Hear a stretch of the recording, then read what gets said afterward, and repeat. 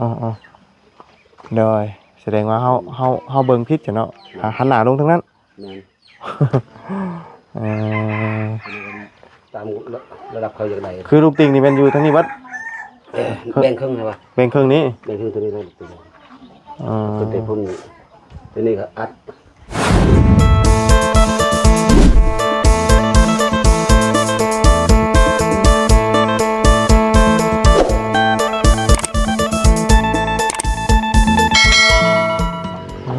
หลังนี่กันนักหน่วงเด้นี่เนาะพี่น้องเอ้ยเสาเพิ่นกันจนว่าดอกจนว่าผุพังเลยนี่เนาะเอาก่อนเข้าไปหาประตู7 ปีเนาะเห็นทั้งน้องน้อยเพิ่นพัดเข้าจั่วจ้วงอยู่พี่น้องเอ้ยเนาะตามที่เศร้าพุ่นบ่ล่ะพ่อแม่ไปใช้ฉันพ่อแม่ไปเฮ็ดเวียกจะได้ตำข้าวโอ้สิแล้วล่ะบ่นี่ฮะยังตามอยู่นี่ตำอีกวันนึงเอาอีกวันนึงมันแล้วเลยอ๋อตำจักคนนี่น่ะตำจักคนตำผู้เดียวเจ้าเลยบ่เมื่อยบ่เมื่อยตำชั่วโมงบ่นี่น่ะ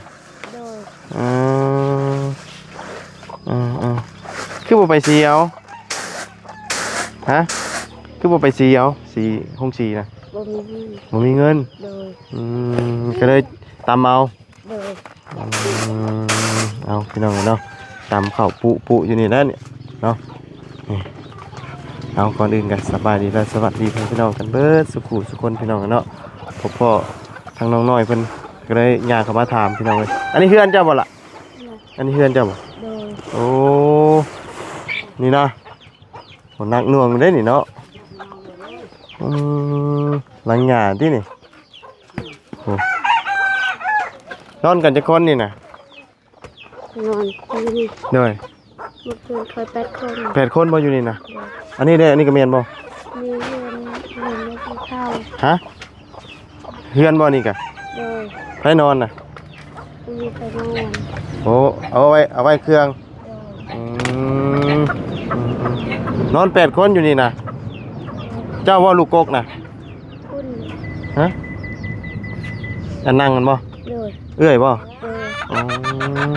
เอื้อยคือมาตำข้าวซอยซะแล้วอ๋อตำของไผของมันบ่โอ้เอาตำอีกวันนี้แล้วเนาะโอ้พี่น้องเอ้ยจักปีแล้วเจ้าล่ะ11 ปีโอ้ตำข้าวแล้วได้แล้วพี่น้องเอ้ยเนาะยากเลยเด็กน้อยเฮาสิตำข้าวมีแต่เขตแถวบ้านนอกนี่นะพี่น้องเนาะ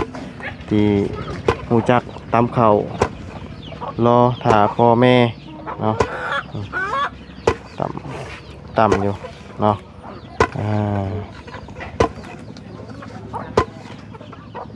เพื่อนคนก็ยังเป็นหลังหญ้าอยู่ได้เนาะอยู่กัน8 คน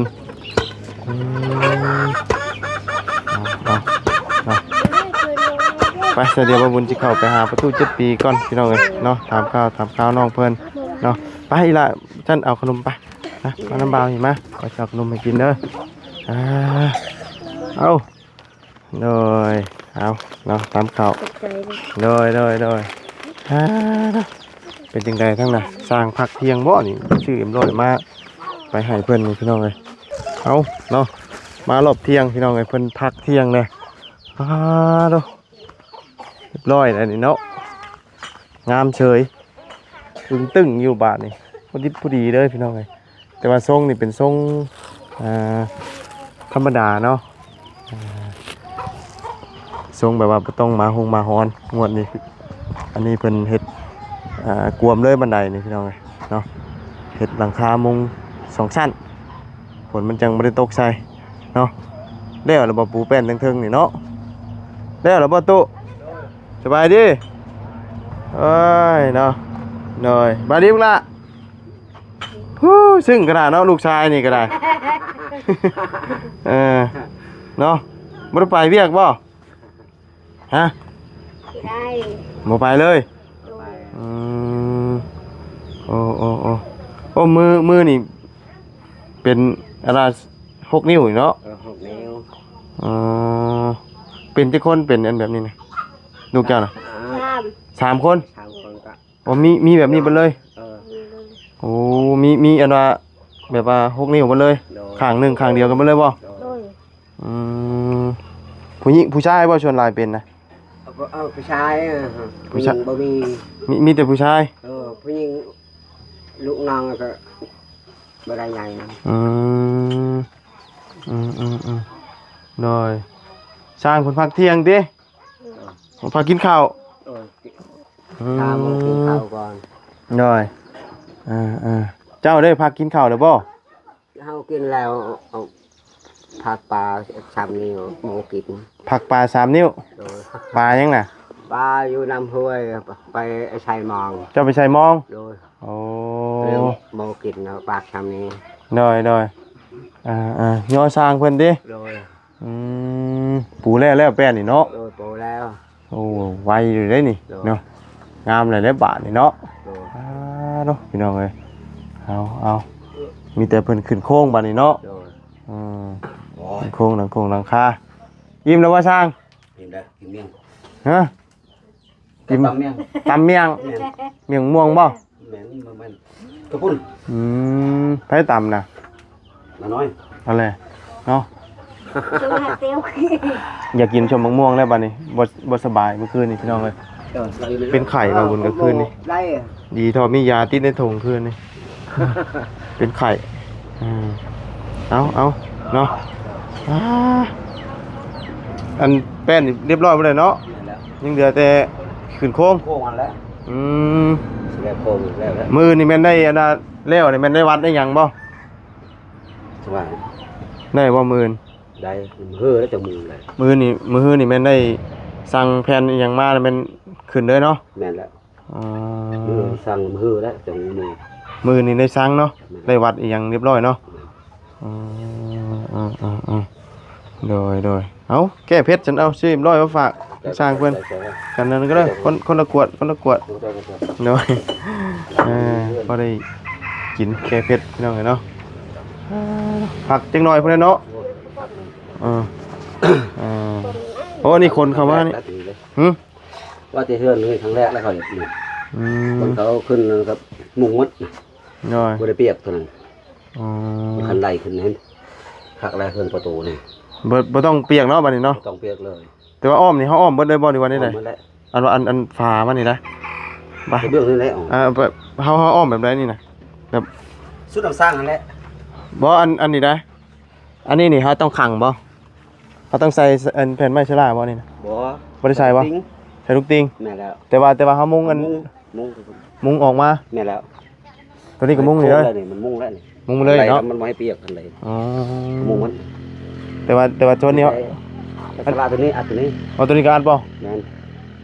นี่ครับก็ใส่ปองเยี่ยม อันนี้คืออัดเนาะ แม่น อันนี้อัด มันก็ฝากเครื่องเงินเขาใส่อันนั้นลูกติงมัดเครื่องเงินมันก็อัดไปแต่ว่าจานลาวอ่ะ โดยใช่ทั้งในลูกติงน่ะ ทั้งนี้แหละคุณเอาไปคุณ ฮอดใส่ เครื่องนึง ฮอดครึ่งหนึง น้องเดือนเครื่องนึงคือนี่ครับ อันนี้น่ะบ่ได้แม่นข้างหน้าบ่ บ่ ข้างหลังบ่นี่น่ะ แม่น ข้างหน้าอวยลงพุ่นบ่ แม่น อ๋อ เอาไปคุณเลยเห็นเอาไปคุณ เขาคิดว่าข้างนี้ได้เป็นข้างหน้าไว้ว่าหันหนาวๆพี่ จะว่าละเราจะคิดแบบนั้น ฮะ ว่าจะคิดแบบนั้นหรือว่าจะอัด บ่แต่ว่าอันนี้นี่เอาลูกติงเครื่องพุ่นทางนี้อันว่าอัน จะเข้าไปทางคนอีกวงประตูหนึ่งแบ่งครึ่งเลยตอนนั้น อันนี้แม่นบ่ นั่นแหละ ถ้าว่าปกติมันต้องใช้ลูกติงทางนี้แม่นบ่ ปกติตัวนี้แล้วแต่ปกติ อ่า ว่าราคาอัดนี่ว่า แต่ว่าอันนี้น่ะสิอัดทางนี้เบิดประตูบางเยี่ยมอยู่นี่พร้อม แมน โดยแสดงว่าเฮาเบิ่งผิดจ้ะเนาะหันหน้าลงทางนั้น แมน โดยทางนี้น่ะเป็นเทิงหัวเฮือนคนมาแต่คนเห็นคนทางนี้เลย โดย คนแบ่งนาอยู่พุ่น แนมเบิ่งหน้าอยู่พุ่นบ่ บุญได้เบิ่งหนาวเบิ่งยังอยู่พุ่น เนาะ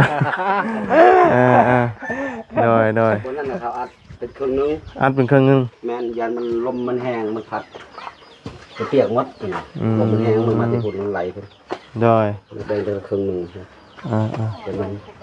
จันลาว เราคิดว่าทั้งนี้เป็นทั้งหน้าบ้าน แม่น เอาเดี๋ยวรอเบิ่งเนาะว่าสิออกมาแบบใดยังบ่ทันเข้าใจอยู่พี่น้องต้องขึ้นอันว่าทั้งเทิงมันจึงเข้าใจ แม่นอยู่ เพราะว่าลูกติงนี่อ้อมทั้งนี้ เขา แม่ ยั น งบ่เข้าใจตามระดับเขาอย่างไร คือลูกติงนี่แม่นอยู่ทั้งนี้วัด แบ่งครึ่งใช่ป่ะ เป็นเครื่องนี้ แบ่งครึ่งตัวนี้ได้ตัวนี้ อ๋อ เป็นพุ่นตัวนี้ก็อัดเป็นโซมนี่ตัวนั้นลูกเป็นพุ่นอัดเป็นเบื้องตัวนี้อัดเป็นครึ่งอัดมัน โดยเอามีแต่ถามเบิ่งน้ำกันว่าสิออกมาจังไดเนาะเฮาก็ยังบ่ทัน อันนี้อยู่ตอนนี้ ยังบูสักมันจะ FC เขาบอกไอ้นั่น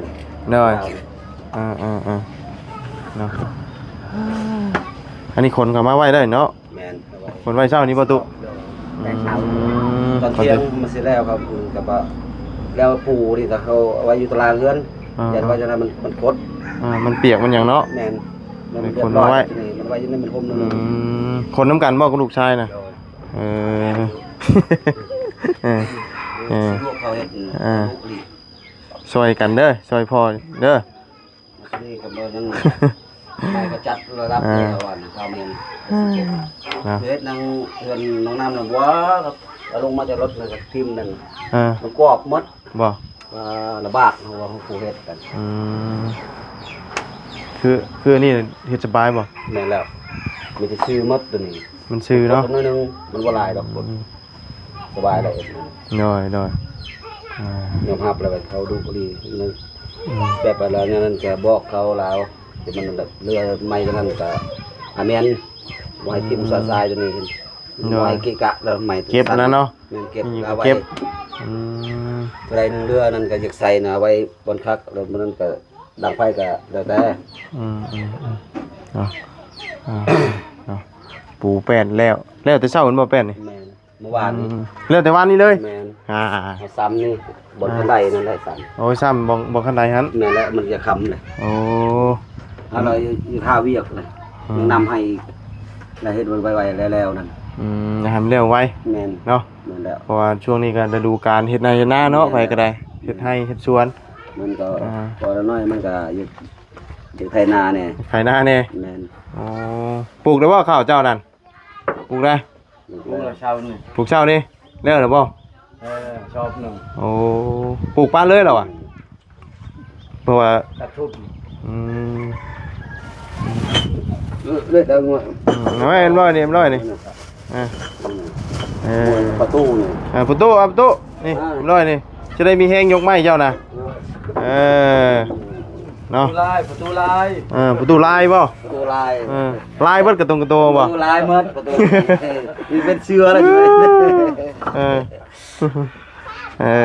กำลังหัวปานใดคักเลย ตู้ก็งามนะเนาะ พูดแหลมๆมาตู้ก็เขาตู้ยังได้เพื่อนก็ได้แล้วเพื่อนงามแล้ว งามแล้วบัดนี้เนาะ เป็นแดดๆไปใส่เกลือโบกกระโซ กระโบกบ่เห็นกระโบก ใส่กระโบกบ่โอ้มันก็ฮ้อนแล้วเหรอ อ๋อเด้องานฤดูฝนไกลแน่เอาเนี่ยมันอบให้งามติข้าว ให้รัก ข้าวตัวติดดำเขาเหยียบมันลากมัดอบมันก็ลอกมันลอกพุ่นเหรอเนาะกินตู้จะได้มีแห้งหันเจ้าฮะเด้อคนเบิดไม่แป้นกันเนาะเบิดคักนะแป้นนี่พอดีเป๊ะเลยเนาะแป้นปูเนาะพอดีเลยแบบพอดีเลย มันได้เฮือนแล้วประตูได้เฮือนแล้วบ่ให้ที่บัดนี่ฮะบ่ให้ที่บัดนี่ผมว่าเรื่องหมอขึ้นบ้างให้ไอ้ติ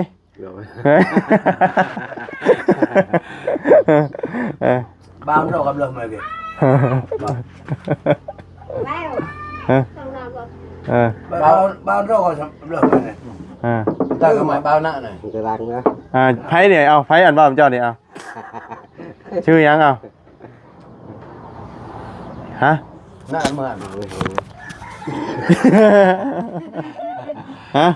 ชื่อได้เฮานี่น่ะ ไม่ใช่แหละมันหมู่อันกันนะชื่อเอาเนาะ ฮะ เพราะว่าน้องเพื่อนพวกมึง ชื่ออยู่บ่เดี๋ยวนี้น่ะ ได้ชื่อ บ่ชื่ออีกแล้ว แต่โตเขาชื่อไม่ได้ชื่อ ว่านั่นแหละเราถาม อ่า โตก็ชื่อเขาไม่ได้ชื่อ ชื่อไผแน่ชะอันมานี่ชื่อไผแน่ชื่อน่ะ น้าได้ไม่เจอ ฮะ นั่นแหละไม่เจอไม่ดังน้าได้ดังนู่นเลยบ้าดูดิ แข็งเลย อาช่างบ่อาช่างนี่ชื่อบ่ ชื่อได้เชีย กำลิโอบ่ลิโอเฮ้ยเด้อบ่ชื่ออีหลีบ่เดี๋ยวนี้น่ะมาริโอ bao thong nãy trên đó chút đó เนาะ bao thong với này bao lao đó เลย bao cái ô cả bao lao ดังชื่อครับเลย เลยเนาะมื้อนี้กันขึ้นโค้งน่าจะแล้วนะมื้อนี้เนาะมื้อนี้แล้วขึ้นโค้งหน้านี่หันลงทางนี้ติอ๋อเป็นตรงนี้ใส่ลูกติงเครื่องนึงวางนี่ติ không nâng อ๋อ sẽ cắt vào đấy ใส่เครื่องนึง โดยทั้งนี้เป็นทั้งหัวนอนได้เนาะ นอน โอ้ ใส่ปองเยี่ยม โดย นี่ก็ใส่ปองเยี่ยม นี่ใส่ปงเยี่ยมน้ แม่นกินข้าวเครื่องไปพุ่นหอมใส่กินไรเลย ำโดยเฮาวัดเข้าใจความหมายว่าทั้งนี้น่ะเป็นทั้งหัวเฮือนสิเนาะ นั่น แต่แม่นทั้งนี้บาดนี่เนาะเป็นอาณาทั้งหน้าเนาะใช้แนมปลาอ้อยปลามันแนมลงไปนี่ได้นี่เนาะเย็นจ้อยๆแล้วลมใหม่เนาะ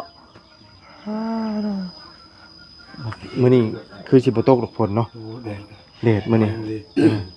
ตอนแรกมันแรก